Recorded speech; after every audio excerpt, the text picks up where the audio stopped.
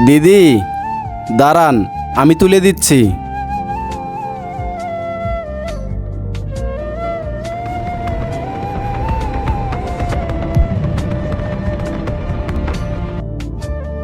এই নিন আপনার ব্যাগ।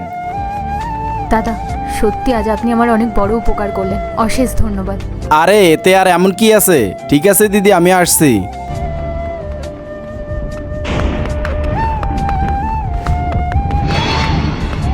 বাহ, আজকে তো দারুণ শিকার হাতে এলো। এখানে কম করে 30-40 হাজার টাকা তো হবে।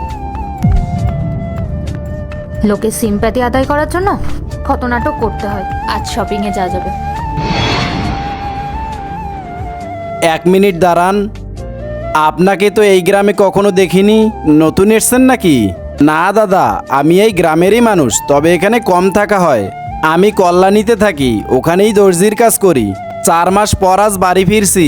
এই দুইটা ছবির ভেতর থেকে যে কোনো একটা ছবিকে ভালোবেসে থাকলে ভিডিওটিতে লাইক করে চ্যানেলটিকে সাবস্ক্রাইব করে দাও। আর যদি না করো তাহলে আমি বুঝবো তোমরা ছবি দুটোকে ভালোই বাসো না। আর কমেন্টে লিখে যাও আমিন। মায়ের শরীর খুব খারাপ, মায়ের ওষুধ আর চিকিৎসার জন্য 4 মাস থেকে টাকা জমাচ্ছিলাম। এবার মায়ের চিকিৎসাটা করা হবে। 4 মাস ধরে আপনি টাকা জমিয়েছেন? এই টাকাগুলো আপনি সাবধানে রেখেছেন? হ্যাঁ দাদা, আপনি ঠিকই বলেছেন, আমি খুব সাবধানে টাকাটা রেখেছি। ব্যাগের চেন খোলা। আরে আমার টাকা কোথায়? ব্যাগ তো ফাঁকা। আমি খুব কষ্ট করে টাকাগুলো জমিয়েছিলাম দাদা। দাদা একটু শান্ত হন, আপনার টাকা কেউ নিয়ে গেছে, আমি তাকে দেখেছি।